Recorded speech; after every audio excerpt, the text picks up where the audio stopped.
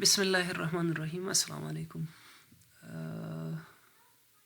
ज़मून मज़मून दे fundamental of networks. Fundamental of networks और फंडामेंटल ऑफ नेटवर्क्स के बाद मंग स्टार्ट अखलो द चैप्टर 1 ना। चैप्टर 1 के मंग द द्रे शायनो जिक्र को द्रे खबरों जिक्र बको डेटा कम्युनिकेशन नेटवर्क बैकग्राउंड और definition basic concepts of network. Start अखलो द डेटा कम्युनिकेशन ना नो द डेटा जिक्र چې موږ دلته کو نو د ډیټا نه به مطلب دلته ټول فیکټس اینڈ فیګرز وي. هغه انفارمیشن هم کیدای شي لکه اکثره تاسو به اورېدلی وي چې ډیټا مینز فیکټس اینڈ فیګرز ان را فارم، خو دلته نه به د ډیټا مطلب را فارم نه وي. ډیټا دلته انفارمیشن هم کیدای شي. نو data communications ته ویلی شي data communication are the exchange of data, or data communication is the exchange of data between two devices via some form of transmission media such as a wire, cable, fiber optic or wireless. data communication ته ویلی شي د data لیږل او را لیږل، یعنی د data تبادله هغه د دوو آلاتو ترمنځ هم کیدلی شي، یعنی two devices د دوو ډیوایس ترمنځ هم کیدای شي.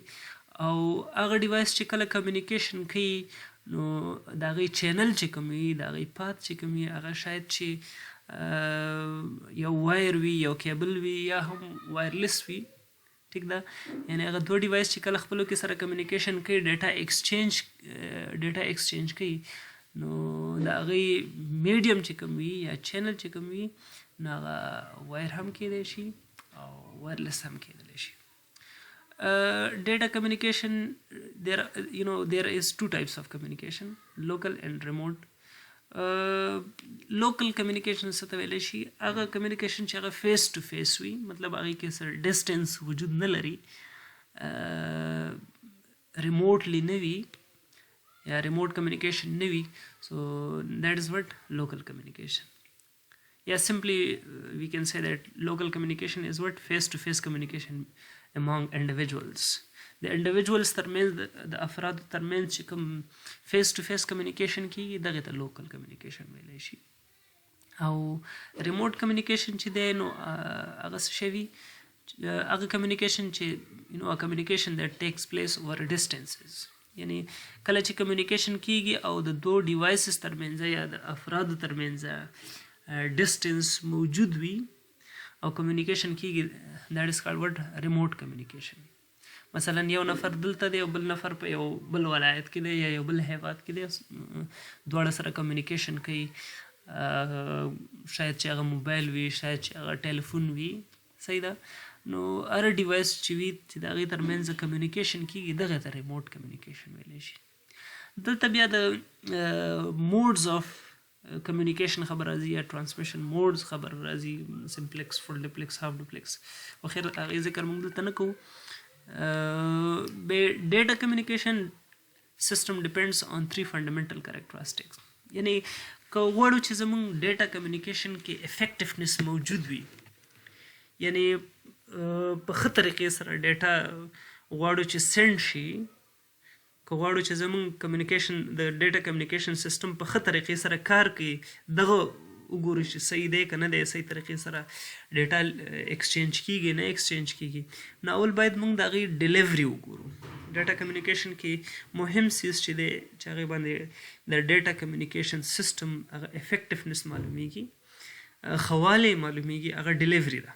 ډیلیوري نه مطلب دا دی چې کوم ټارګټ ته چې موږ ډیټا سینډ کوو نو هغه باید صحیح ټارګټ وي. کوم ډیسټینیشن ته چې موږ ډیټا سینډ کوو هغه باید صحیح ډیسټینیشن وي. مثلا که موږ اوس خبره کوو، فرض که موږ سره دلته اوس سورس او ډیسټینیشن دی. فرض که ما سره اے دی، دلته اے غواړي چې بي ته ډیټا ولیږي، ټیک ده، اے غواړي چې بي ته ډیټا ولیږي. نو دغه سورس شو او دا څه شی شو؟ دا ډیسټینیشن شو، دا بی شو.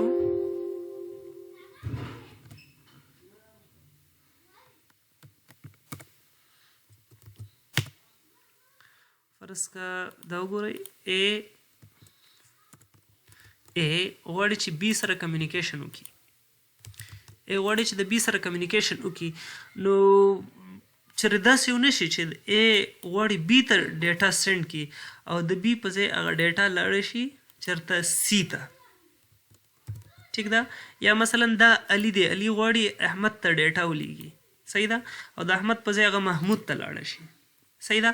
نو که چېرته داسې کار کېږي زموږ په کمیونیکیشن کې، نو معنا دا ده چې زموږ په ډیټا کمیونیکیشن کې افیکټیونس نشته. زموږ ډیټا کمیونیکیشن کوم سیسټم چې دی هغې کې افیکټیونس نشته.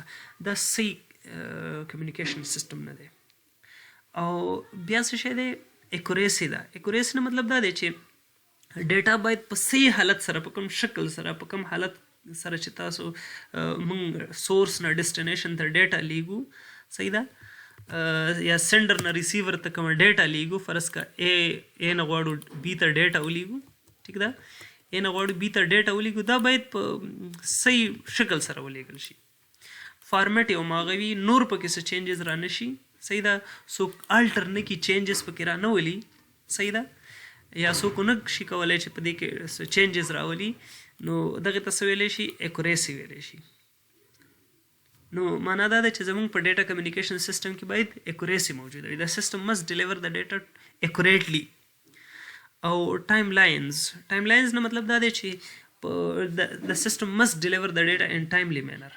مطلب دا دی که چېرته ډیټا زموږ په صحیح وخت سره ډیسټینیشن ته ونه لیږل شي نو بیا خو هېڅ فایده نه لري.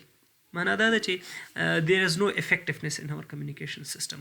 نو که چېرته زموږ په ډیټا کمیونیکیشن سیسټم کې دغه درې شیان وجود لري، دا صحیح وي، ډیلیوري صحیح وي، اکوریسي پکې وي، او ټایم لاینز وي، یعنې په وخت باندې ډیټا لیږل کېږي، نو معنا دا ده چې زموږ په ډیټا کمیونیکیشن سیسټم کې افیکټیونس شته دی. نو دلته موږ د دریو شیانو خبره وکړه. اول ډیټا کمیونیکیشن څه ته ویلی شي؟ د ایکسچینج اف انفارمیشن بټوین 2 or more devices.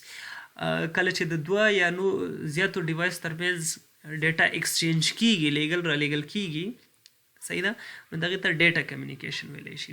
او د هغه ډیټا چې کوم چینل باندې ځي، کوم میډیم باندې ځي، نو هغه میډیا شاید چې یو وایر وي، کیبل کیدلی شي، وایرلیس هم کیدلی شي، صحیح ده، ګایډډ میډیا. او بیا کمیونیکیشن 2 ټایپس موږ ویلی چې کمیونیکیشن 2 قسمه لري. یو لوکل دی چې فیس ټو فیس کمیونیکیشن هم ورته ویلی شي، او ریموټ کمیونیکیشن مطلب دا دی چې اوور ډسټنسز کله کېږي. او بیا کریکټرسټکس موږ ویلی چې د کمیونیکیشن سیسټم افیکټیونس چې دی هغه په دې درې شیانو باندې معلومیږي، یعنې په افیکټیو کمیونیکیشن سیسټم کې باید دغه درې خصوصیات موجود